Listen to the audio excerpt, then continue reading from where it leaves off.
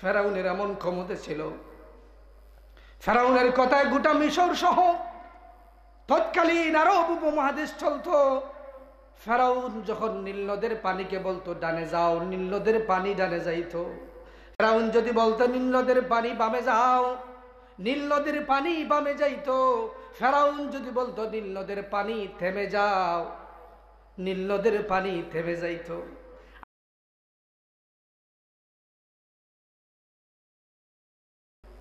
আমাদের আজকের মাহফিলের প্রধান বক্তা বিশিষ্ট ইসলামী চিন্তাবিদ,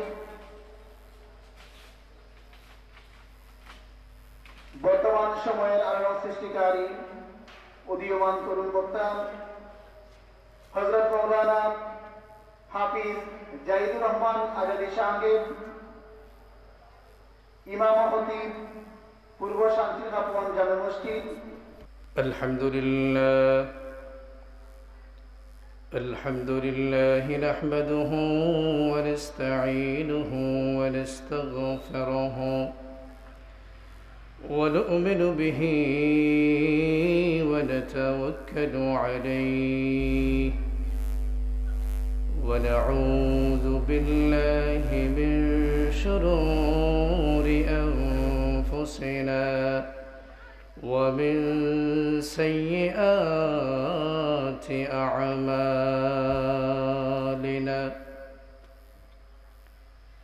من يهد الله فلا مضل له ومن يضلل فلا هادي له أي فلن تجد له وليا مرشدا. ونشهد أن لا إله إلا الله وحده لا شريك له لا ضد له ولا ند له ولا حد لمولاه الآن كما كان ولم يلق زوالا. ونشهد أن سيدنا وسندنا وحبيبنا وشفيعنا ورحيمنا ورؤوفنا ومولانا محمدا عبده ورسوله صلى الله عليه وسلم أرسله الله تعالى بالحق بشيرا ونذيرا وداعيا إلى الله بإذنه سراجا وقمرا منيرا. أعوذ بالله من الشيطان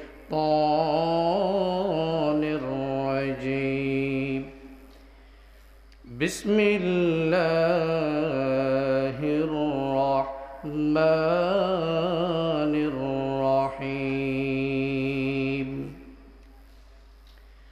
خذ العفو وأمر بالعرف وأعرض عن الجاهلين. وأيضا قال تعالى: كنتم خير أمة أخرجت للناس تأمرون بالمعروف وتنهون عن المنكر إلى آخر آية. وقال النبي صلى الله عليه وسلم: من تمسك بسنتي عند فساد أمتي فله أجره 100 شهيد. العيد رواه أحمد. وقال تعالى في شان حبيبه ومحبوبه آمرا ومخبرا إن الله وملائكته يصلون على النبي يا أيها الذين آمنوا صلوا عليه وسلموا تسليما. زبان خل محبت اللهم صل على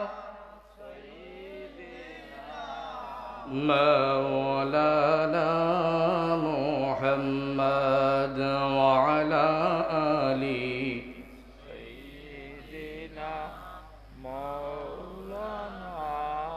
আরেকটু উচ্চ আওয়াজে আল্লাহুম্মা সাল্লি আলা মাওলানা মুহাম্মদ ওয়া আলা আলি সাইয়্যিদিনা মাওলানা মুহাম্মদ উম্মতোं में बेनवा मुझ सावर कोई नहीं सर मुसारम अपनी दामद में छुपा लेना मुझे अल्लाहुम्मा सल्ली अला सय्यिदिना मौलाना मुहम्मद व अला आलि सय्यिदिना मौलाना मुहम्मद। इच्छा करले दयाल नबीजी तखते पारतेन আরশে, ইচ্ছা করলে দয়াল নবীজি তখতে পারতেন আরশে। উম্মতেরি মায়ায় নবী শুইয়া আছেন জমিনে আল্লাহুম্মা সাল্লি আলা সাইয়্যিদিনা মাওলানা মুহাম্মদ ওয়া আলা আলি সাইয়্যিদিনা মাওলানা। একটু জিকির বলেন লা ইলাহা ইল্লাল্লাহ লা ইলাহা ইল্লাল্লাহ লা ইলাহা ইল্লাল্লাহ লা ইলাহা ইল্লাল্লাহ লা ইলাহা ইল্লাল্লাহ লা ইলাহা ইল্লাল্লাহ লা ইলাহা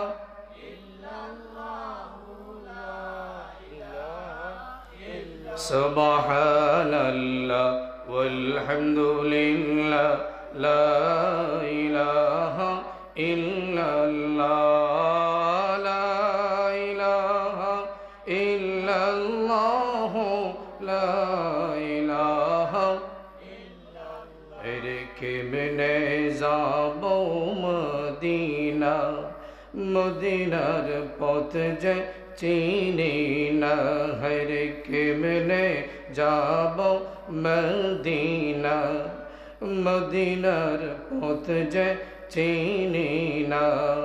দয়াল আল্লাহর হইলে দয়া, দয়াল আল্লাহর হইলে দয়া, যাব সোনার মদিনা। লা ইলাহা ইল্লাল্লাহ লা ইলাহা ইল্লাল্লাহ ইল্লাল্লাহ লা ইলাহা ইল্লাল্লাহ লা ইলাহা ইল্লাল্লাহ লা ইলাহা লা ইলাহা ইল্লাল্লাহ লা ইলাহা ইল্লাল্লাহ লা ইলাহা লা ইলাহা ইল্লাল্লাহ মুহাম্মাদুর রাসূলুল্লাহ সাল্লাল্লাহু আলাইহি ওয়া আলিহি ওয়া সাল্লাম। আলহামদুলিল্লাহ, পবিত্র ঈদ মিলাদুন্নবী সাল্লাল্লাহু আলাইহি ওয়া আলিহি ওয়া সাল্লাম উদযাপন ও বুগশাইল গ্রামবাসীর মুর্দেগানদের ইসালে সওয়াব উপলক্ষে 13তম বার্ষিক ওয়াজ মাহফিলের সম্মানিত সভাপতিদ্বয়, আলহামদুলিল্লাহ আমার পাশেই একজন সভাপতি সাহেব উপস্থিত আছেন, জনাব সুলতান ফারুক আহমদ সাহেব। আজকের মাহফিলের আরেকজন সভাপতি দানবীর বিশিষ্ট শিক্ষানুরাগী আলহাজ লেসুমিয়া স্কুল অ্যান্ড কলেজের সম্মানিত প্রতিষ্ঠাতা জনাব আলহাজ লেসুমিয়া সাহেব। আজকের মাহফিলের সম্মানিত প্রধান অতিথি মাওলানা আব্দুল আহাদ জিহাদি সাহেব সহ দিগর উলামায়ে কেরাম। আমার পূর্বে অনেকেই আলোচনা করেছেন, ইনশাআল্লাহ আপনাদের কাঙ্ক্ষিত মেহমান যার অপেক্ষা আপনারা অপেক্ষমান জিহাদি সাহেব ইনশাআল্লাহ আজকের মাহফিলে আসবেন। তো আল্লাহ তাআলা আজকের এই দিনই মোবারক মজলিসটাকে যেন আল্লাহর দরবারে প্রথম থেকে শেষ পর্যন্ত কবুল ও মঞ্জুর করেন। জবান খুলে পড়ুন আমিন। সম্মানিত হাজিরিন, আমরা এই মোবারক জান্নাতি মাহফিলে আসতে পেরে খুশি না বেজার? একটা জবান খুলে বলতে হবে, খুশি না বেজার? আলহামদুলিল্লাহ। খুশি হলে আল্লাহ সুবহানাহু ওয়া তাআলার শেখানো পদ্ধতিতে খুশি জাহির করতে হয়। লা ইন শাকারতুম লা আযীদান্নাকুম ওয়া লা ইন কাফারতুম ইন্না আযাবি লাশাদীদ। এই মোবারক জান্নাতি মাহফিলটাতে বসার সুযোগ সবার হবে না। এই জান্নাতি মাহফিলে সবাই বসার সুযোগ পাবে না। অনেকেই বাড়ি থেকে এই মন নিয়ে বেরিয়েছে যে আজকের মাহফিলে আমি উপস্থিত হব, আজকের ওয়াজ মাহফিলে আমি যাব, কিন্তু প্রতিমধ্যে একজনের বাধা আছে না নাই? সেকে মারদুদ শয়তান। সে আর কেউ নয়, সে আল্লাহর কাছ থেকে পারমিশন প্রাপ্ত। আল্লাহ সুবহানাহু ওয়া তাআলা যখন বেহেশত থেকে তাকে তাড়িয়ে দিলেন, আল্লাহর আদেশ অমান্য করলো, আল্লাহর আদেশ মানলো না, আল্লাহ বললেন তুমি বেরিয়ে যাও। তার পরিচয় ছিল মুআল্লিমুল মালায়েকা। ইবলিস সমস্ত ফেরেশতাদের মধ্যে সরদার ছিল। একমাত্র আল্লাহর আদেশ অমান্য করার কারণে উসজুদু লি আদম, আদমকে সেজদা করো, এই হুকুমটা অমান্য করার কারণে আল্লাহ তাকে আল্লাহর দরবার থেকে তাড়িয়ে দিলেন। আল্লাহর কাছে ফরিয়াদ করলো, আল্লাহ তাড়িয়ে দিচ্ছেন, দুঃখ নেই, চলে যাব, তবে আমার কিছু দাবি আছে। কি বল, তোর দাবি কি? আল্লাহ আমার হায়াত লম্বা করে দিতে হবে। যা, দিয়ে দিলাম। আল্লাহ আমার বংশ পরম্পরাকে কিয়ামত পর্যন্ত যতদিন তুমি দুনিয়া কায়েম রাখবে ততদিন পর্যন্ত যেন আমার বংশ পরম্পরা দুনিয়ার জমিনে জারি থাকে, সেটার ব্যবস্থা তুমি আল্লাহ করতে হবে। যা, দিয়ে দিলাম। উভয়টা দিয়ে দিলেন। তৃতীয় প্রশ্ন, আল্লাহ চলে যাব, থাকবো না আপনার এখানে। তৃতীয় আমার দাবি আরেকটি আছে। কি বল? দাবি হলো, মালিক আমাকে সেই পাওয়ার তুমি দিয়ে দাও কিয়ামত পর্যন্ত যতদিন পৃথিবীর বুকে থাকবো, আদম সন্তানদেরকে তোমার পথ থেকে বেপথে নিয়ে যাওয়ার জন্যে, বিপদের রাস্তায় নিয়ে যাওয়ার জন্যে আমাকে তার শিরা উপশিরায় রক্তের কোনায় কোনায় চলার তৌফিক দিয়ে দাও। আল্লাহ বললেন, দিয়ে দিলাম। সুতরাং সাবধান মুসলমান, আল্লাহ পরিচয় দিচ্ছেন, ইন্নাহু লাকুম আদুউম মুবিন। দুনিয়ার জমিনে তোমার ভাই তোমার শত্রু হতে পারে, তোমার প্রতিবেশী তোমার শত্রু হতে পারে, তোমার অ্যান্টি পার্টি তোমার শত্রু হতে পারে। সবচাইতে বড় শত্রু জেনে নাও, প্রকাশ্য শত্রু, তার নাম হলো মারদুদ শয়তান। এই শয়তানটার কাজই হলো তুমি যখনই ভালো কাজের পথ ধরবা, সাথে সাথে তোমাকে সেই পথ থেকে আটকানোর দায়িত্বে এমন ভাবে নিয়োজিত হয়, সে তার আপ্রাণ চেষ্টা চালিয়ে যায় যতক্ষণ পর্যন্ত ওই আল্লাহর গোলামকে আল্লাহর রাস্তা থেকে সরাতে না পারছে, ততক্ষণ পর্যন্ত চেষ্টা চালিয়েই যায়। আল্লাহু আকবার। এই এত বড় কঠিন শক্তির মোকাবেলা করে যারা আগাতে পারবে, তারাই আজকের মাজলিসে বসতে পারবে। সুবহানাল্লাহ পড়ে। তাহলে আমি আগেই বলেছি, আজকের মাজলিসে বসার সুযোগ সবার হবে না। আসছে মাজলিসে আসেছেন, উনি মাজলিসে বসার নিয়তে এসেছিলেন, প্রতিমধ্যে শয়তান হানা দিয়ে ওনাকে পাশের বাজারে নিয়ে গেছে। ঠিক কিনা? উনাকে বাজারে নিয়ে গেছে, চায়ের স্টলে বসিয়ে রাখছে। নতুবা বলতেছে, আজকে তো নিয়ত করেছো যাবে, একটু বসো না, একটু আরাম করে যাও, জিহাদি সাহেব আসুক তারপরে না হয়ে যাও। আছে না? প্রধান অতিথি সাহেব আসুক তারপরে না হয়ে যাও, এত তাড়াতাড়ি গিয়ে লাভ কি? কারণ শয়তান চিন্তা করে দেখেছে ওই লোকটাকে আর কিছু দিয়ে আটকানো যাবে না। একটা জিনিসের লোভ সামনে দাঁড় করিয়ে দেই যে জিহাদি সাহেব আসলে পরে যাবে, তুমি যাবে, তোমাকে বাধা দিচ্ছে না, তবে এখন না, একটু পরেই যাও। এই যে আপনাকে আমাকে সওয়াবের কাজ থেকে দূরে রাখছে। এই শয়তানের মোকাবেলা করতে হবে। কোনো ভালো কাজের দিকে আপনি রওনা করেছেন, যদি প্রতিমধ্যে আপনার মন বলে একটু পরে ওখানে যাই, আপনি সাথে সাথে পড়ুন আউযু বিল্লাহি মিনাশ শাইতানির রাজিম। আপনার এটা বুঝতে বাকি নেই যে আমার পেছনে শয়তান লেগে গেছে, আমাকে আর আগাতে দেবে না। সাথে সাথে আউযু বিল্লাহি মিনাশ শাইতানির রাজিম পড়েন, কারণ এটা আল্লাহ শিখিয়ে দিয়েছেন। তাআউযু আল্লাহ তাআলা কোরআন হাকিমের মধ্যে বলেছেন, ফাস্তাঈদ বিল্লাহি মিনাশ শাইতানির রাজিম, সূরা নামল 14 নম্বর পারা খুললে পাবেন ইনশাআল্লাহ। তো আল্লাহ তাআলা তাআউযু শিখিয়ে দিয়ে বলছেন, শয়তানের পাকড়াও থেকে বাঁচতে হলে আমি আল্লাহর কাছে পানা চাইতে হবে। নিজে নিজেই শয়তানের কাছ থেকে বাঁচতে পারবে না, তবে সাবধান, তোমাকে মনোযোগী হতে হবে, তোমাকে সাবধান মনোভাব তোমার ভিতরে রাখতে হবে, যাতে শয়তান তোমাকে বাধা দিতে না পারে। সম্মানিত হাজিরিন, আজকের মাজলিস জান্নাতি মাজলিস।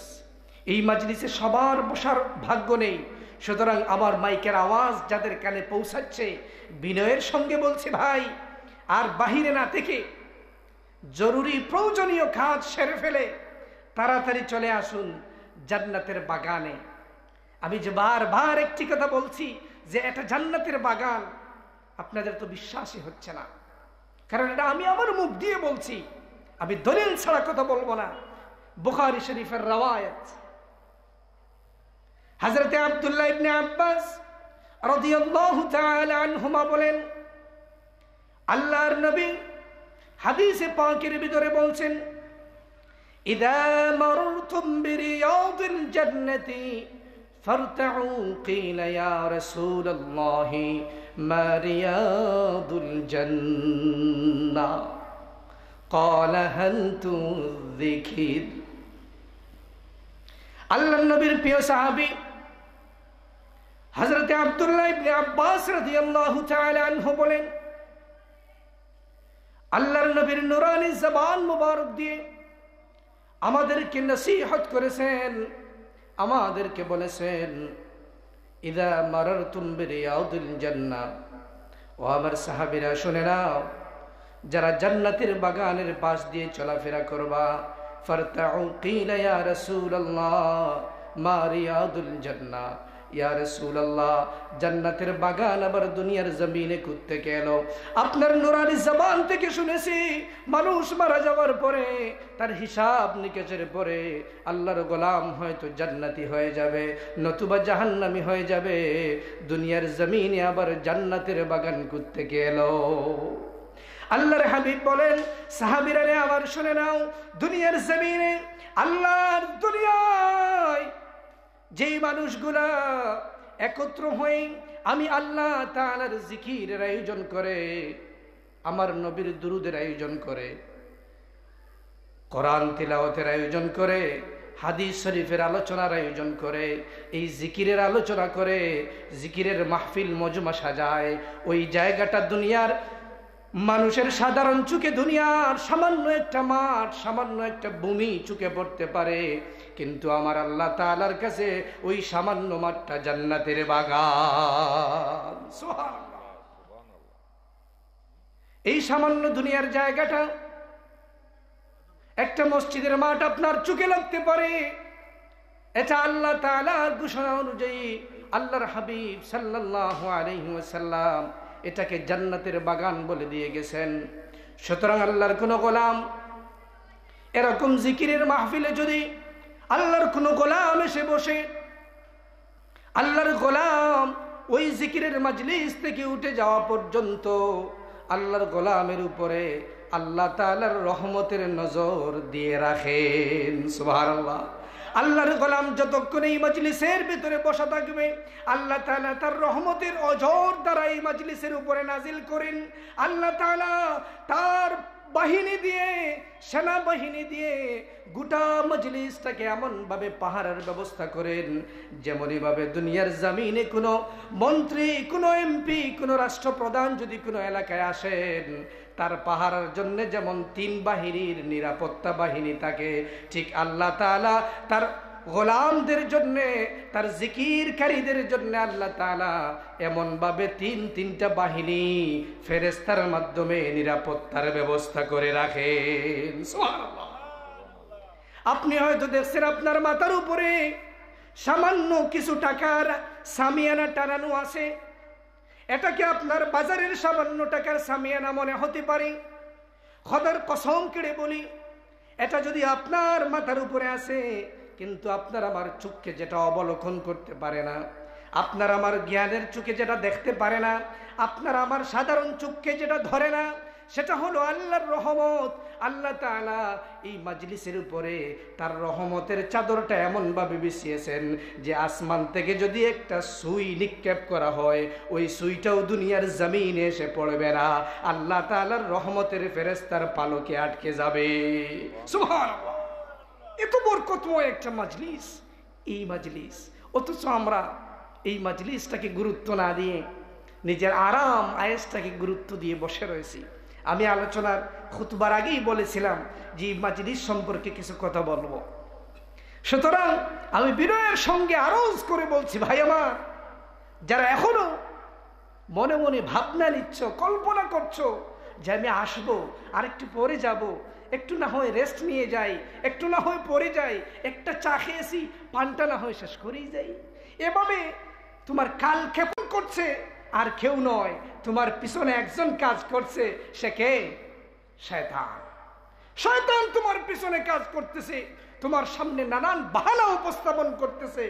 তুমি লাথি মেরে দাও, শয়তানের দেয়ালটাকে খান খান করে দাও, তুমি সামনে আল্লাহর জিকির নিয়ে এগিয়ে পড়ো, আল্লাহ তাআলার নামের দিকে তুমি এগিয়ে যাও, দেখবে শয়তানের দেয়াল ভেঙে যাবে ইনশাআল্লাহ। সুতরাং আমরা শয়তানকে বন্ধু বানিয়েছি, শয়তানকে পাশে নিয়ে চলছি, তাহলে আমাদের আল্লাহর পক্ষ থেকে রহমত কিভাবে আশা করা যায়? আল্লাহ তাআলার পক্ষ থেকে রহমতের আশা যদি করতে ইচ্ছুক আপনি হন, তাহলে অবশ্যই শয়তানের অনুসরণ ছাড়তে হবে। আল্লাহ বলছেন, ওয়ালা তাত্তাবিউ খুতুওয়াতিশ শাইতান, শয়তানের অনুসরণ ছেড়ে দাও, ইন্নাহু লাকুম আদুউম মুবিন, কারণ এটাই তোমাদের প্রকাশ্য শত্রু। এই শয়তান আপনাকে আজকে বাড়িতে আটকে রেখেছে, সাবধান। আপনি একটু তাড়াহুড়া করে আজকের মাজলিসে চলে আসুন। সুতরাং আমরা যারা এই বাধাকে উপেক্ষা করে, যারা এই বাধাকে অতিক্রম করে, শয়তানকে পেছনে পেরে, শয়তানকে বৃদ্ধাঙ্গুলি দেখিয়ে যারা আমরা আল্লাহর জিকিরের মাজলিসে আসতে পেরেছি, বসতে পেরেছি, আলোচনা করার সুযোগ আল্লাহ আমাকে দিয়েছেন, আপনাদেরকে ধৈর্য ধরে শোনার সুযোগ দিয়েছেন, সেই মালিক মওলার দরবারে উচ্চ আওয়াজে হৃদয়ের সবটুকুন আবেগ অনুভূতিকে উজাড় করে দিয়ে মহান মালিক মওলার দরবারে কায়ে মনোবাক্যে অবনত চিত্তে আমরা একবার শুকর আদায় করি, জবান খুলে পড়ি আলহামদুলিল্লাহ। আর একটু জবান খুলে পড়ি না আলহামদুলিল্লাহ। সম্মানিত হাজিরিন, আজকের মাজলিস থেকে সবটুকুন দুরুদ সালাম, লক্ষ কোটি কোটি অসংখ্য অগণিত দুরুদ সালামের হাদিয়া দয়াল নবীজি, বিশ্ব সবার সভাপতি, দু জাহানের বাদশা নবী, সৈয়দুল কাউনাইন ওয়াস সাকালাইন, যিনি আসমানে আহমদ, জমিনে মোহাম্মদ, যিনি শামসুদ্দোহা, যিনি বদরুদ্দুজা, যিনি নূরুল হুদা, যিনি ইমামুল মুত্তাকিন, যিনি ইমামুল মুরসালিন, সৈয়দুনা ওয়া কুদওয়াতুনা ওয়া নবিয়ুনা ওয়া মাওলানা মুহাম্মদ সাল্লাল্লাহু আলাইহি ওয়াসাল্লামের প্রতি আল্লাহ তাআলা যেন আমরা গুনাহগার গোলামদের পক্ষ থেকে আমাদের নাম ধরে ধরে যেন তার পেয়ারা নবীর কদম মোবারকে সালাত আর সালাম পেশ করেন। আরজ করছি আল্লাহর দরবারে আল্লাহ তাআলা যেন তার ফেরেশতার মাধ্যমে এই দুরুদ সালামটাকে পৌঁছিয়ে দিন। আমরা সবাই একবার নবীর তাজিমে দুরুদ পড়ি সাল্লাল্লাহু আলাইহি ওয়াসাল্লাম। আল্লাহ তাআলা কবুল ও মঞ্জুর করুন, আমিন। সম্মানিত হাজিরিন, আজকের মাজলিস দুটি বিষয়কে কেন্দ্র করে। একটি বিষয় হলো ইসালে সওয়াব মাহফিল, আরেকটি বিষয় হলো পবিত্র ঈদ মিলাদুন্নবী সাল্লাল্লাহু আলাইহি ওয়াসাল্লাম। আমার সময় খুব সম্ভবত 9টা পর্যন্ত। ইনশাআল্লাহ জিহাদি সাহেব আসার আগে আগেই কথাগুলি গুছিয়ে বলার এবং শেষ করার চেষ্টা করব ইনশাআল্লাহ। ধৈর্য সহকারে বসা যাবে তো ইনশাআল্লাহ? আমি তত বড় আলিম নয়, আমি আপনাদের পরিচিত সবার, অনেকে আমাকে চেনেন। আপনাদের পরিচিত বাল্লার হুজুর নাম শুনেছেন? ওনার সন্তান আমি, তো অনেকে আমাকে চেনেন। তো আমি আপনাদের পরিচিত জন, আমি আপনাদের বন্ধু শরীর জন, আমি বাহিরের কেউ নয়। আপনাদের কারো সঙ্গে আমার দুশ্মনী নেই, সবার সঙ্গে আমার দুস্থ বন্ধুত্ব। সুতরাং কথাগুলি মনোযোগ দিয়ে শুনবেন। যা বলবো যদি সামান্য পরিমাণে হলেও বাড়িতে নিয়ে যাওয়া যায় ইনশাআল্লাহুল আযীম, আল্লাহর দরবারে কিয়ামতের মাঠে আমি বলতে পারবো, আল্লাহ আমার পরিচিত জনদেরকে নিয়ে আমি কিছু কথা কোরআন এবং হাদিস থেকে বলেছিলাম, লোকগুলা আমল করেছে। আল্লাহ ওই উসিলায় তুমি আমি গুনাহগারকে ছেড়ে দাও, আল্লাহ আমাকে ছেড়ে দিতে পারেন, আমিন। আর যদি আপনারা সামান্য পরিমাণে হলেও আমল করতে পারেন ইনশাআল্লাহ, আজকের মাজলিসটা, আজকের মাহফিলটা কিয়ামতের মাঠে আপনার জন্যে, আমার জন্যে, আমার মুর্দেগানদের জন্যে, আপনাদের সবার মুর্দেগানদের জন্যে নাজাতের উসিলা হয়ে যাবে। সুবহানাল্লাহ, একটু বড় করে বলেন না সুবহানাল্লাহ। এটার নামই ইসালে সওয়াব। এই যে আজকে আমরা এখানে বসে কোরআন হাদিস থেকে কথা বলবো, কথা শুনবো, কিছু আমলীয়তের কথা শুনবো, এই যে কথাগুলি আমাদের কিছু সময় চলে যাবে, এই সময়গুলি আপনি চিন্তা করবেন না এটা বেহুদা যাবে না, বেকার হবে না।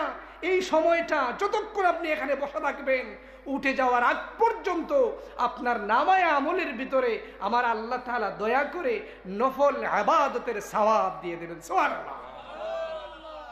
বালাগাল উলা বিকামালিহি কাশাফাদ দুজা বিজামালিহি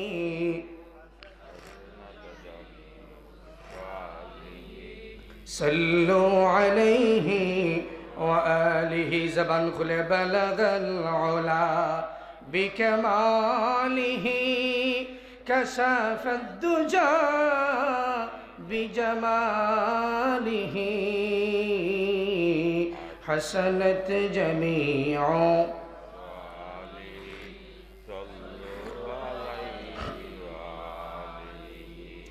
ইয়া রাহমাতাল লিল আলামিন أدرك لزين العابدين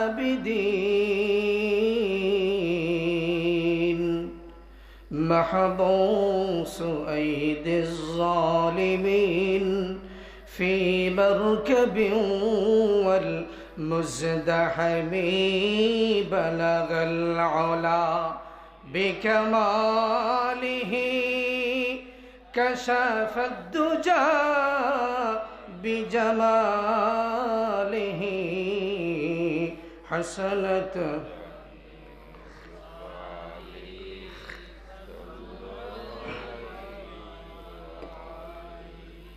اللهم صل وسلم وبارك عليه সম্মানিত হাজিরিন, যে কথা বলছিলাম ইসালে সওয়াবের মাহফিল, আমি এসেছি, আপনি এসেছেন। আপনার বাবা হয়তো পৃথিবীতে নেই, আপনার মা হয়তো পৃথিবীতে নেই, অথবা আপনার দাদা নেই, দাদি নেই, নানা নেই, নানি নেই, এমন কেউ নেই যে যার গোটা বংশ পরম্পরা পৃথিবীতে আছে। একটু আগেই না বললাম, শয়তানের বংশ পরম্পরা ছাড়া দুনিয়ায় আর কোনো বংশ পরম্পরা নাই। কত শক্তিশালী রাজা বাদশাহ এই দুনিয়ায় শাসন করে গেছে, কেউ টিকতে পারে নাই। ফেরাউন, নমরুদ, কারুন, এদের নাম আপনারা শুনেছেন। ফেরাউন নিজেকে দাবি করলো আনা রব্বুকুমুল আলা, আমি পৃথিবীর মধ্যে সবচেয়ে বড় রব। কি হলো, সেই রব কি এখন আছে? নাই। রব্বুকুমুল আলা হলেন আল্লাহ। সুতরাং ওই ফেরাউন দাবি করেছিল আনা রব্বুকুমুল আলা, আমি সবচেয়ে বড় রব, আমাকে পূজা করো, আমাকে তোমরা সাজদা করো, আমাকে আমার ইবাদত তোমরা করো, আমি তোমাদের রিজেকের ব্যবস্থা করে দেব। ওই ফেরাউন নিজে জানতো যে আল্লাহ একজন আছেন। সে রাত্রিবেলা গহীন জঙ্গলে গিয়ে পাহাড়ের উপরে বসে বসে আল্লাহর কাছে তাওবা করত দিনের কার্যকলাপের জন্য, আর আল্লাহর কাছে সাহায্য চাইতো। আল্লাহ, মানুষকে আমি বলে দিয়েছি যে আমি আল্লাহ, তাহলে কিছুদিনের ক্ষমতা আমাকে দিয়ে দাও না। আল্লাহ বললেন দিয়ে দেব, সমস্যা নাই, দুনিয়ায় তো চাচ্ছিস, আমি তোকে দুনিয়ায় দিয়ে দেব, তবে জেনে রাখ তোর জন্য আখিরাতে এক জাররা পরিমাণও বাকি থাকবে।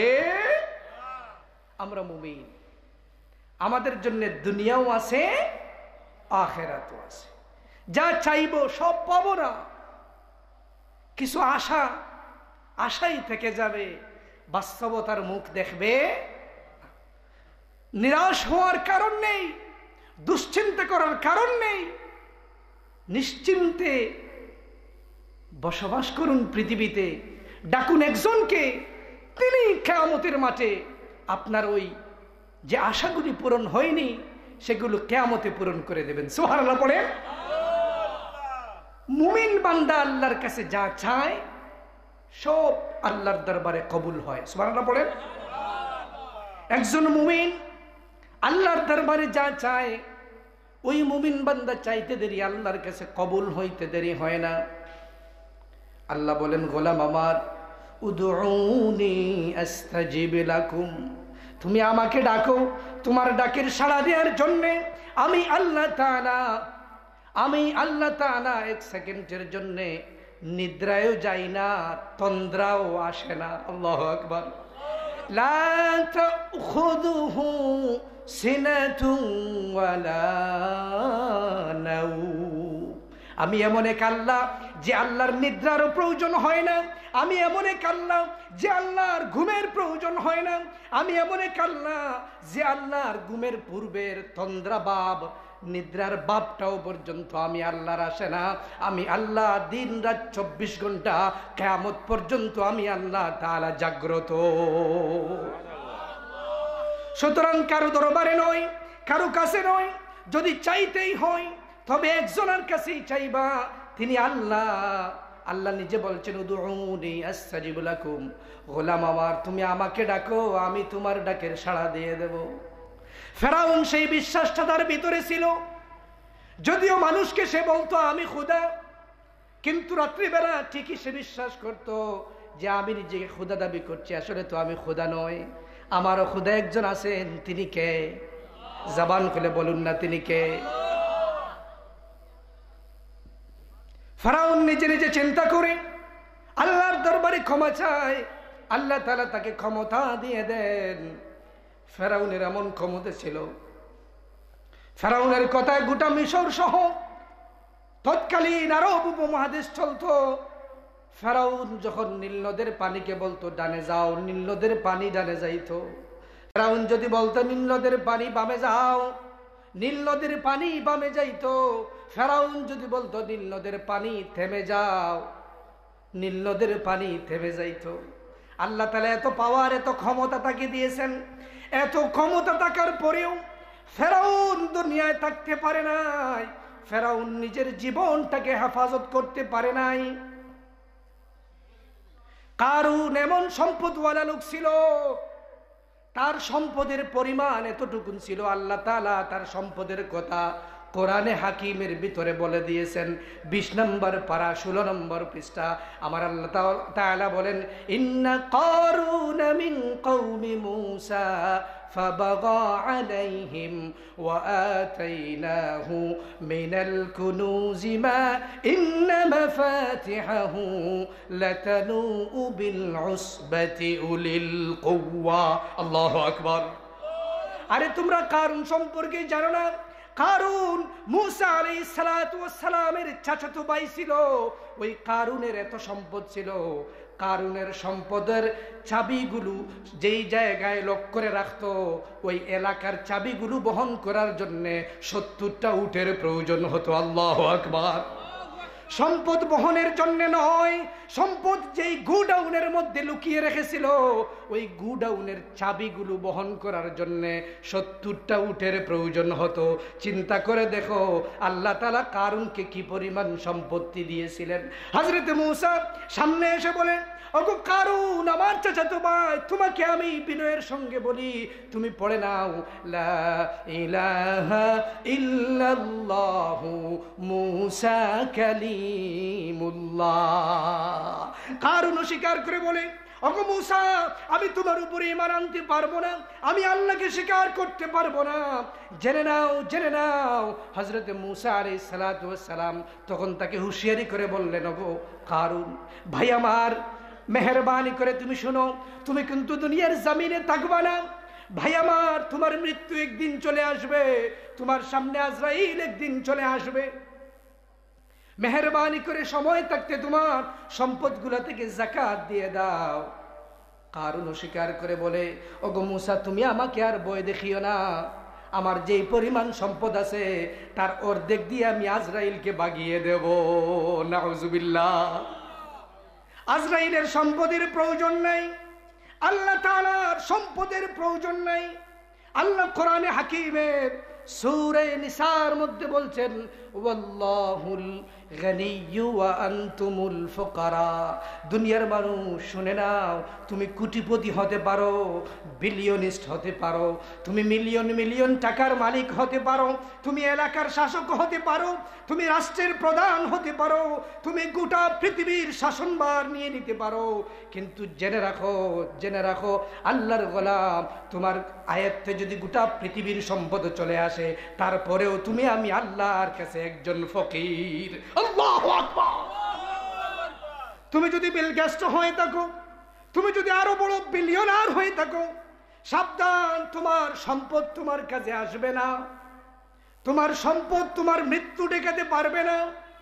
কারুন দাম্ভিকতার সাথে বলেছিল, আমি আজরাইলের হাত থেকে আমার সম্পত্তি দিয়ে বেঁচে যাব, আজরাইল আমার কিচ্ছু করতে পারবে না।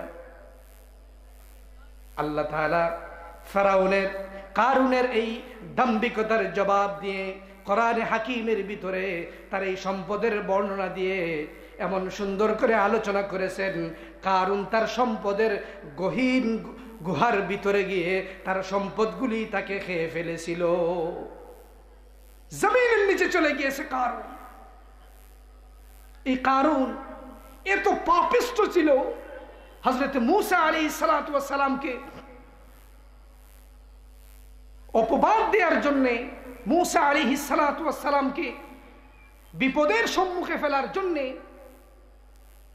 একজন খারাপ মহিলাকে নিযুক্ত করেছে। একজন খারাপ মহিলা, বুঝেন তো, পতিতা, বেশ্যা, একটি বেশ্যা নারীকে সে ভাড়া করেছে। ওই বেশ্যা নারীর নাম ছিল সবজা। কি ছিল একটু বলেন না? সবজা। তাফসীরে এসেছে সিন বা জা হা, সবজা।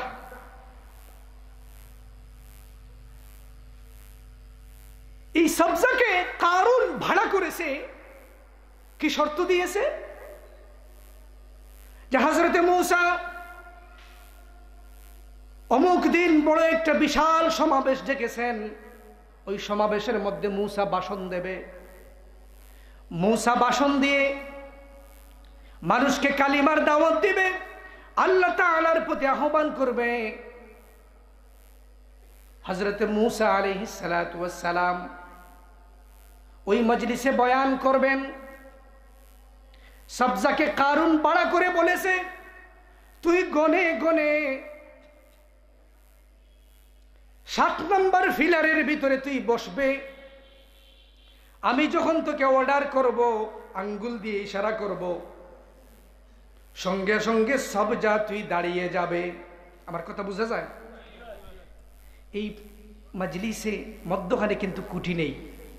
যদি বড় পেন্ডাল হতো তাহলে মধ্যখানে কিন্তু কুটি থাকতো। আপনারা বুঝে আসছে তো? কল্পনা করতে পারতেছেন তো?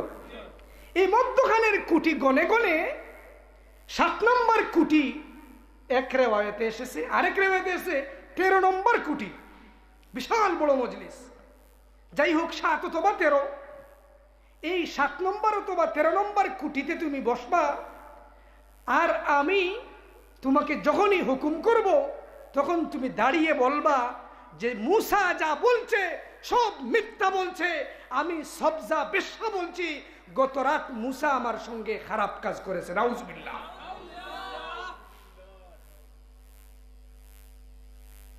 সবজা বেশ্যার কাছে কারুন তার সম্পদের পাহাড় থেকে সামান্য সম্পদ ওই বেশ্যার কাছে দিয়ে বলল, তোকে আমি অগ্রিম দিলাম, কাজটা যখন পুরোপুরি করবে তখন তোর চাহিদা পরিমাণ যতটুকুন সম্পদ প্রয়োজন আমি কারুন তোকে দিয়ে দেব।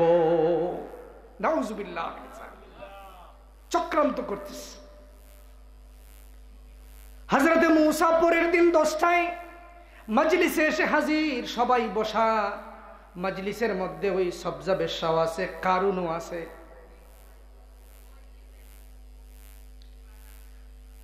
কিছুক্ষণ পরে মজলিস শুরু হয়ে গেছে। হযরতে মূসা কালিমুল্লাহ ভাষণ দিচ্ছেন।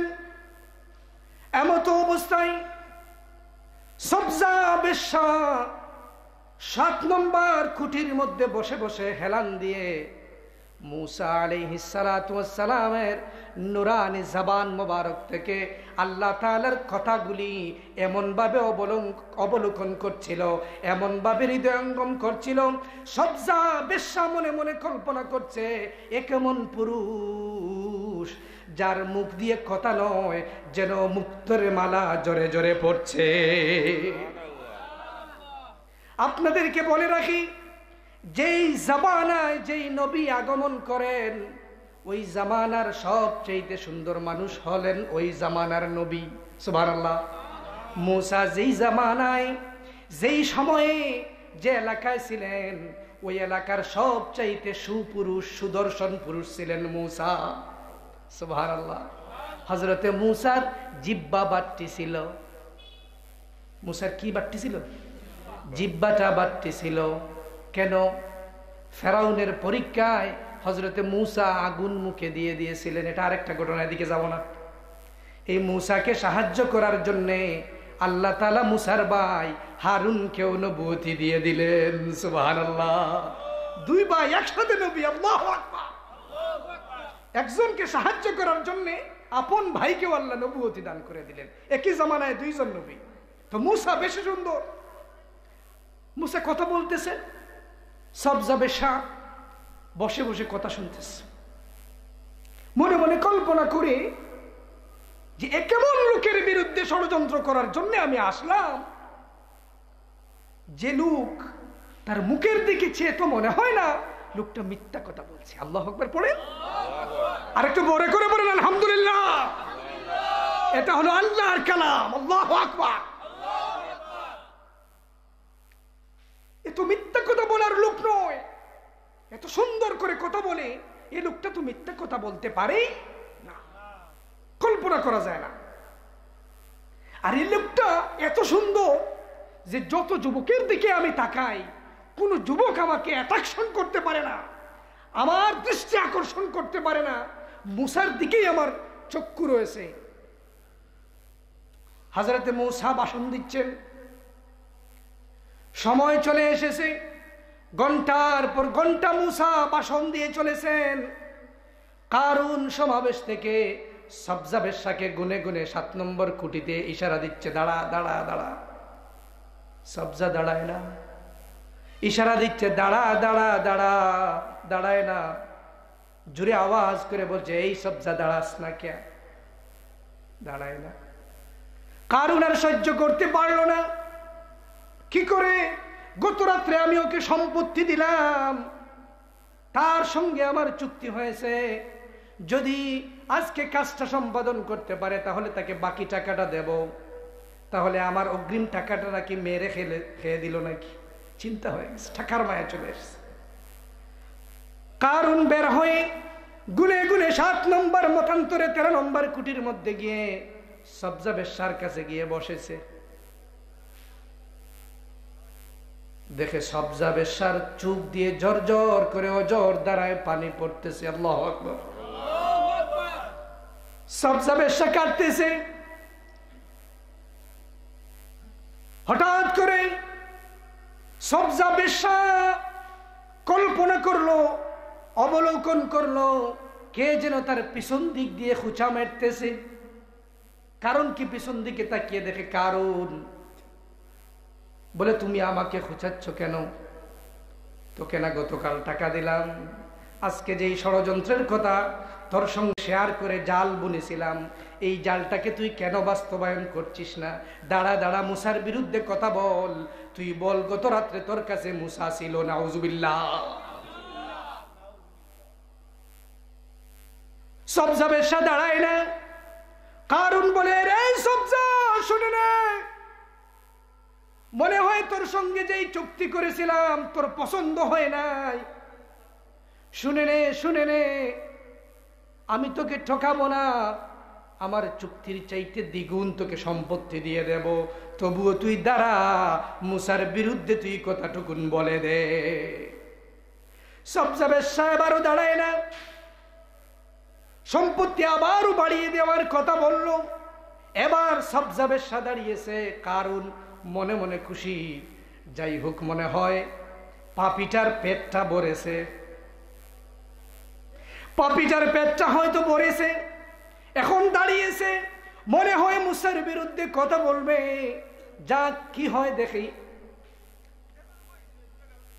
সবজা বেশ্যা দাঁড়িয়ে দুইটা চুক্কের পানি ছেড়ে দিয়ে বলে, মজলিসের উপস্থিত দর্শকেরা শুনে নাও, আমি সবজা বেশ্যা হতে পারি, খারাপ মহিলা হতে পারি, কিন্তু আল্লাহর কসম করে বলি, মুসার মতো পুত পবিত্র ভালো মানুষ দুনিয়ার জমিনে আর নাই।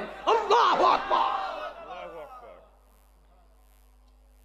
কারুনের মাথায় হাত। হায় হায়, কি করলাম?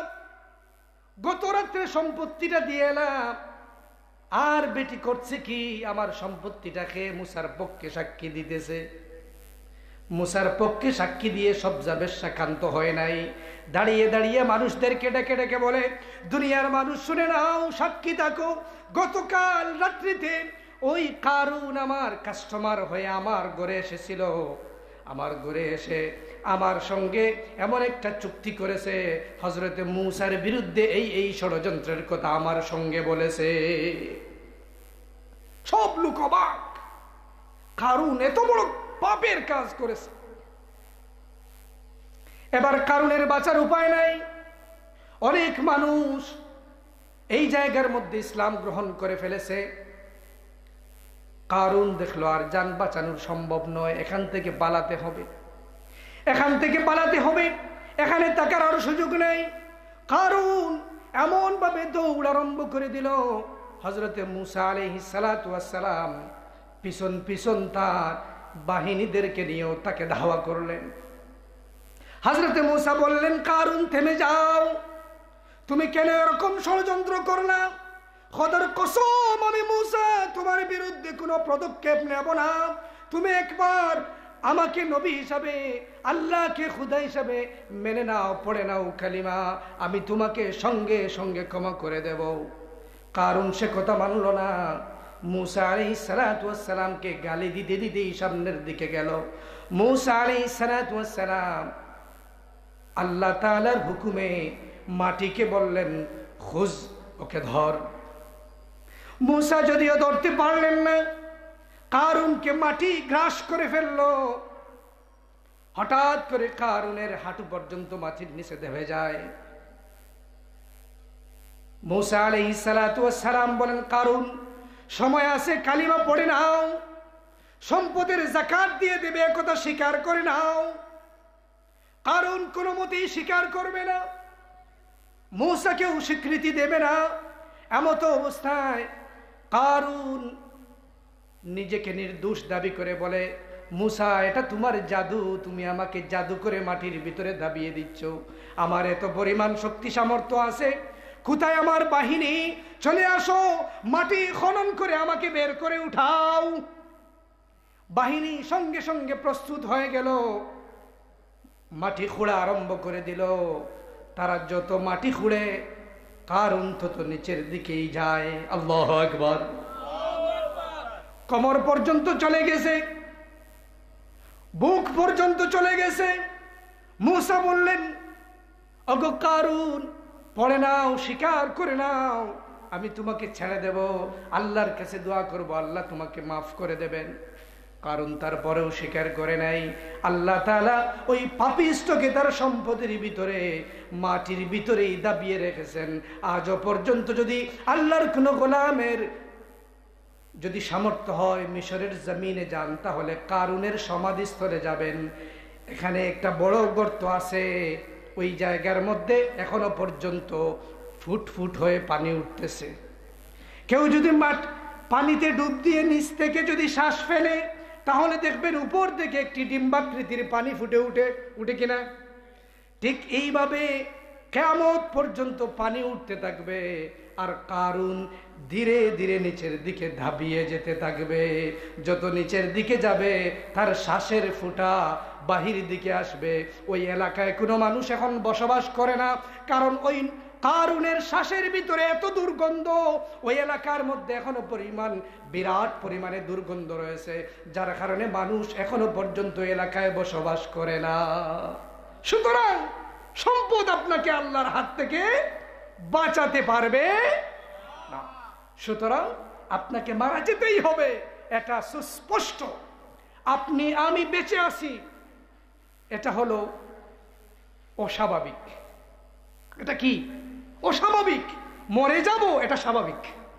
আমি বুঝাতে পারি নাই। আপনি আমি বেঁচে আছি, এটা তাজ্জুবের বিষয়, আশ্চর্যের বিষয় যে এখনো পর্যন্ত আমি জীবিত আছি। কিন্তু আমি যে মরে যাব, এটা এত পরিমাণ সত্য, এটাতে তাজ্জুব হওয়ার কোনো প্রশ্ন উঠে না। এত ধ্রুব সত্য মৃত্যু। সুতরাং এই মৃত্যুকে সামনে রেখে আপনি আমি যদি আল্লাহর কাজ করতে পারি, খোদা বিরুদ্ধ অর্জন করতে পারি, ইনশাআল্লাহুল আজিজ, আল্লাহ তাআলা আপনাকে আমাকে জান্নাতি হিসাবে কবুল করে নেবেন। আমিন। যে কথা বলছিলাম, আপনি আমি দুনিয়ার জমিনে থাকবো না, আপনার বংশ পরম্পরা সবাই কিন্তু দুনিয়ার জমিনে থাকতে পারে নাই। পূর্বপুরুষরা চলে গেছে, আজ আপনি আছেন, কাল আপনি থাকবেন না। যদি আজকে আপনি এই এলাকার মধ্যে এই মজলিসে এসে বসে আপনার দাদা দাদির জন্য, আপনার বাবা মার জন্য দোয়া করেন, আমি হলফ করে বলতে পারি আপনি মারা যাবার পরেও কোনো না কোনো মাজলিসে আপনার সন্তান বসে আপনার জন্য দোয়া করবে। যদি আপনি এই সিলসিলাটা জারি না রাখেন তাহলে আপনি কল্পনা করতে পারেন না যে আপনার সন্তান আপনার জন্য দোয়া করবে। সুতরাং আপনি এই সিলসিলাটাকে জারি করুন, আপনি এটাকে চালু করুন, তবেই আপনি পাওয়ার আশা করতে পারেন। আর সন্তান জন্ম দিয়েই মনে মনে কল্পনা করে নিলেন এই আমি কিছু করতে পারি আর না পারি সন্তান আমাকে বাঁচিয়ে দেবে, হাফিজিতে দিয়েছি, মাদ্রাসায় দিয়েছি, এই সন্তানই আমাকে উদ্ধার করে নিয়ে যাবে। আপনি সন্তানকে পথ দেখান, আপনি সন্তানকে সুপথ দেখান। মারা যাবেন কিন্তু সন্তান আপনার জন্য দোয়া করবে। কবরে যাবেন গুনাহ নিয়ে, কবর থেকে উঠবেন গুনাহ মাফ করিয়ে। সুবহানাল্লাহ। দলিল চাইবেন না? রাসূল আকরাম সাল্লাল্লাহু আলাইহি ওয়াসাল্লাম বলছেন, উম্মতি উম্মাতাম মারহুমা, আমার উম্মতগুলা হলো আমার আল্লাহর পক্ষ থেকে বিশেষ রহমত প্রাপ্ত উম্মত। আমার উম্মতগুলার উপরে আমার আল্লাহর পক্ষ থেকে বিশেষ একটা রহমত আছে। আমার উম্মতগুলা রহমত প্রাপ্ত উম্মত। ইয়াদখুলুনা কুবুরহুম মাজনুবা, আমার উম্মতগুলা কবরে যাবে গুনাহ নিয়ে। ওয়া ইয়াখরুজুনা কুবুরহুম মাগফুরা, আর কবর থেকে উঠবে আমার উম্মত গুনাহগার, মাসুম বেগুনাহগার হয়ে। সুবহানাল্লাহ। আমার উম্মতগুলা কবরে যাবে গুনাহ নিয়ে, আর কবর থেকে উঠবে গুনাহ মুক্ত হইয়া। এটা কিভাবে সম্ভব? এই হাদিসটার তাফসীর আর একটা হাদিসের ভিতরে আছে। আল্লাহর হাবিব বলেন, ইদা মাতাল ইনসান ইনকাতা আমালুহু, আল্লাহর কোন গোলাম যখন ইন্তেকাল করে যায় তার সমস্ত আমলের দরওয়াজা বন্ধ হয়ে যায়। আল্লাহর গোলাম ইন্তেকাল করার সঙ্গে সঙ্গে তার আমলের দরজা বন্ধ হয়ে যায়। আল্লাহর গোলাম আর নামাজ পড়তে পারে না, রোজা রাখতে পারে না, হজ করতে পারে না, যাকাত দিতে পারে না। আল্লাহর গোলামের সমস্ত আমলের পথ বন্ধ হয়ে যায়। তবে তিনটা পথ খোলা রাখে, ইল্লা মিন সাদাকাতান জারিয়া, আল্লাহর কোন গোলাম যদি সাদকায়ে জারিয়া কোনো কাজ করে যেতে পারে আল্লাহর গোলামের সমস্ত আমল বন্ধ হবে, কিন্তু ওই সাদকায়ে জারিয়া থেকে সওয়াব বন্ধ হবে না। আল্লাহু আকবার। সাদকায়ে জারিয়া কি জিনিস? আপনি যদি দুনিয়ায় রেখে যান এমন কোন কাজ, যে কাজ আপনি চলে যাবেন কিন্তু ওই কাজটা বন্ধ হবে না, এমন জায়গায় যদি ইনভেস্ট করে যেতে পারেন, এমন একটা দালান যদি করে যেতে পারেন, এমন একটা সিলসিলা যদি তৈরি করে যেতে পারেন, কবরে যাবেন ঠিক, আপনার আমল বন্ধ হবে এটাও ঠিক, কিন্তু সওয়াব আপনার কবরে যাওয়া বন্ধ হবে না। একটা গ্রামের রাস্তা নাই, রাস্তাটা করে দাও, ওই রাস্তাটা আপনার জন্য সাদকায়ে জারিয়া। একটি এলাকায় মসজিদে নামাজ পড়ার জন্য আরামের জন্য ফ্যান নাই, ফ্যানের ব্যবস্থা করে দাও। একটি জায়গায় ওজুর ব্যবস্থা নাই, ওজুর পানির ব্যবস্থা করে দাও। এক জায়গায় বিশুদ্ধ খাবারের টিউবওয়েলের পানি নাই, বিশুদ্ধ একটা টিউবওয়েল ঘেড়ে দাও। ওই টিউবওয়েলের পানি যতদিন মানুষ পান করবে তোমার কবরের ভিতরে সাদকায়ে জারিয়া যেতে থাকবে। এই মানুষের উপকারে যতগুলি কাজ আছে সব কাজ যদি তুমি করে যেতে পারো, কবরে যাবে তোমার আমল বন্ধ হয়ে যাবে, কিন্তু খোদার কসম ওই কাজগুলি থেকে যেই পরিমাণ সওয়াব আসবে এই সওয়াবগুলি কিন্তু কিয়ামত পর্যন্ত বন্ধ হবে না। কিন্তু আমাদের ভিতরে এমন একটা টেন্ডেন্সি যে কিভাবে আমি আরেকজনকে রাস্তা দেয়া থেকে বিরত থাকবো। রাস্তার জন্য যদি কেউ চায় আপনার জমি থেকে এক হাত আধ হাত নিয়ে নেবে, দিয়ে দিন, কারণ এটা আপনার জন্য প্রভিডেন্ট ফান্ড, এটা আপনার জন্য প্রভিডেন্ট ফান্ড। যেদিন আপনি বিপদে পড়ে যাবেন, ইয়াউমা লা তানফাউ মালুন ওয়ালা বানুন, কিয়ামতের দিন যেদিন চলে আসবে, এমন এক দিনের জন্য সঞ্চয় করো যেই দিন লা তানফাউ মালুন ওয়ালা বানুন, তোমার সন্তানও কোনো কাজে আসবে না, তোমার মালও কোনো কাজে আসবে না, তোমার সম্পদ জমি জমা বাড়ি গাড়ি দালান কোটা কিছুই কাজে আসবে না। সেই দিনের জন্য প্রভিডেন্ট ফান্ড তৈরি করে যাও। সেই দিন এই ফান্ড থেকে আল্লাহ তোমাকে সাহায্য করে জান্নাতি বানিয়ে দেবেন। সুবহানাল্লাহ। যদি রাস্তার জন্য আপনার কাছে কোনো লোক জমির আবদার করে, মেহেরবানি করে জোড় হাত করে বলি, ভাই আপনার জমি থেকে আপনি সামান্য পরিমাণ জায়গা রাস্তার জন্য ছেড়ে দিন, কারণ ওই জায়গাটা যত মানুষ হেঁটে হেঁটে ভালো কাজ করবে, সব ভালো কাজের সওয়াব আপনার কবরে যাবে। আপনি ঘর তৈরি করেছেন, ঘরের চালটা এমন ভাবে দিয়েছেন, পাশের প্রতিবেশী হয়তো আপনার আপন ভাই হতে পারে, অথবা আপনার চাচাতো ভাই হতে পারে, অথবা আপনার বাড়ির এলাকার কোনো প্রতিবেশী হতে পারে, কিন্তু তাকে কষ্ট দেওয়ার জন্যে আপনি আধ হাত জায়গা ছাড়লেও পারতেন, কিন্তু আপনার টিনটাকে এমনভাবে বাড়িয়ে দিয়েছেন যাতে তার ধাইরের মধ্যে তার ঘরের ভিতরে গিয়ে আপনার টিনের পানি পড়ে যায়। সেই ব্যবস্থাটা করেছেন। আল্লাহর কসম করে বলি রে গোলাম, তোমার এই ঘরটা থাকবে, তুমি কিন্তু থাকবা না, এটা চিরসত্য, ধ্রুব সত্য।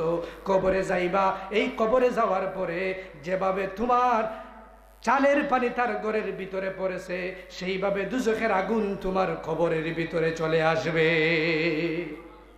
সাবধান, প্রতিবেশীকে কষ্ট দিও না।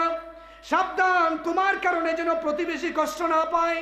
তোমার সন্তানদেরকে শিখাও, বাবা মানুষের সঙ্গে বিনয়ী হও, মানুষের সঙ্গে ভালো আচরণ করো, মানুষের জন্য নিজের মনটাকে স্যাক্রিফাইস মন হিসাবে বানিয়ে দাও, উদার মন মানসিকতার মন বানিয়ে দাও, বড় মনের পরিচয় দাও, উদার মন মানসিকতার পরিচয় মানুষের সামনে তুলে ধরো।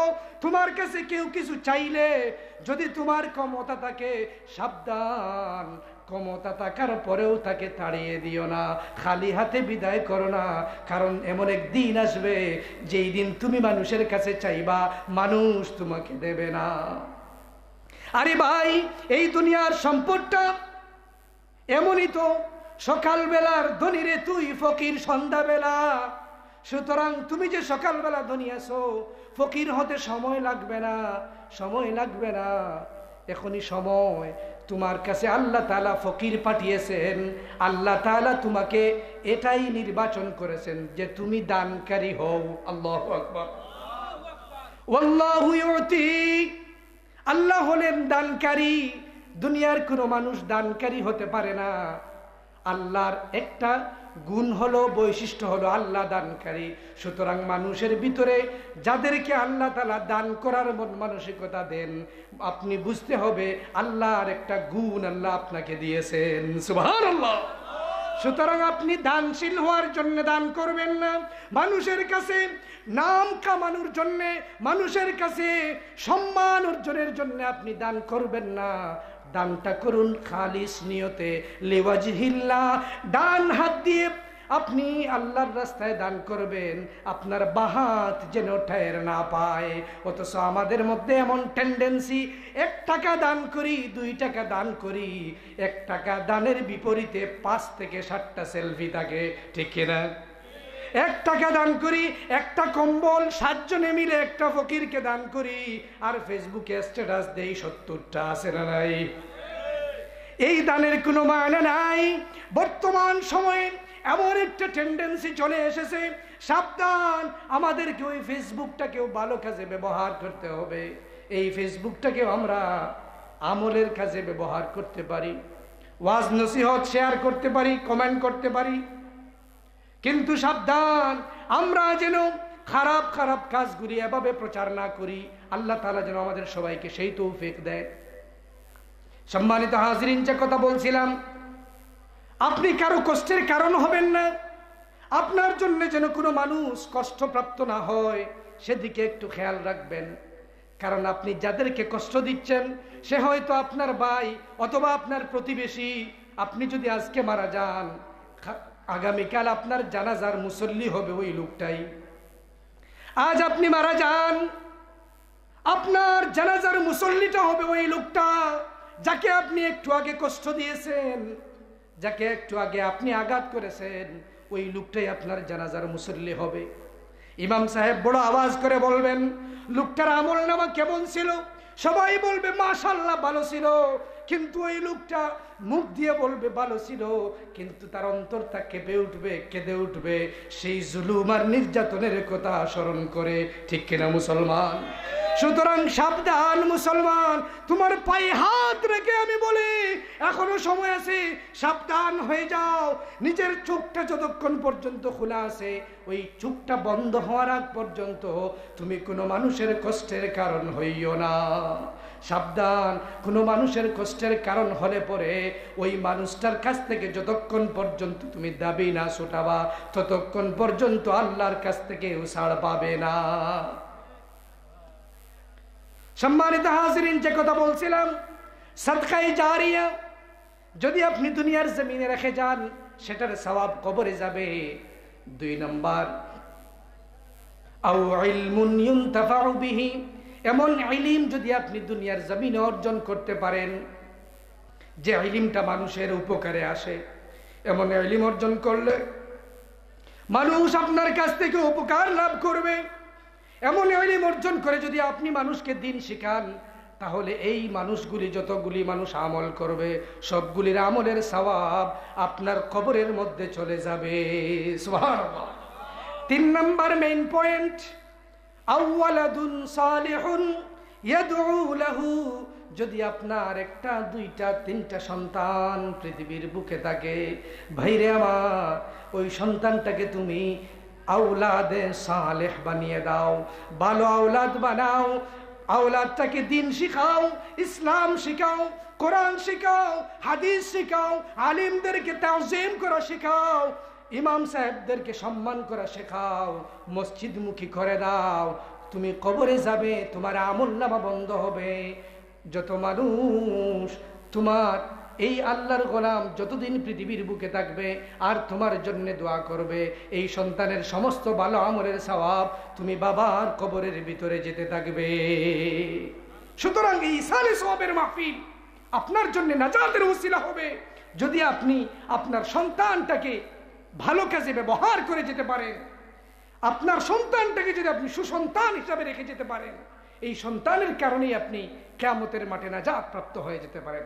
সম্মানিত হাজরিন, তিলাওয়াত করেছিলাম, ভিন্ন পথে চলে এসেছি, এই আয়াতের দ্বারে কাছেও আসতে পারি নাই। আমি মনে করেছিলাম ওনারা আমাকে হয়তো সময়ের অনেক আগেই কল করবেন।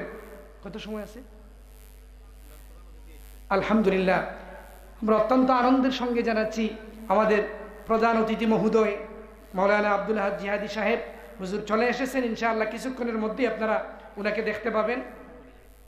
তো আলহামদুলিল্লাহ, কথা বলার অনেক বিষয় ছিল সামনে, কিন্তু আসলে আমি আমার মূল পয়েন্টই আসতে পারি নাই। ইনশাআল্লাহ কোনো দিন দেখা হলে আপনাদের সঙ্গে আলোচনা হবে ইনশাআল্লাহ। ততক্ষণ পর্যন্ত আপনারা সবাই ভালো থাকবেন। আপনাদের সুস্বাস্থ্য কামনা করে আমি আজকে এখানে বিদায় নিচ্ছি। আসসালামু আলাইকুম ওয়া রাহমাতুল্লাহি ওয়া বারাকাতুহু।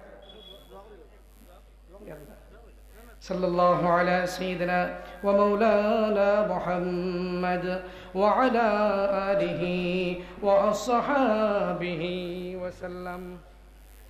আস্তাগফিরুল্লাহ ইন্নাল্লাহা গফুরুর রহিম। আল্লাহুম্মা আমিন।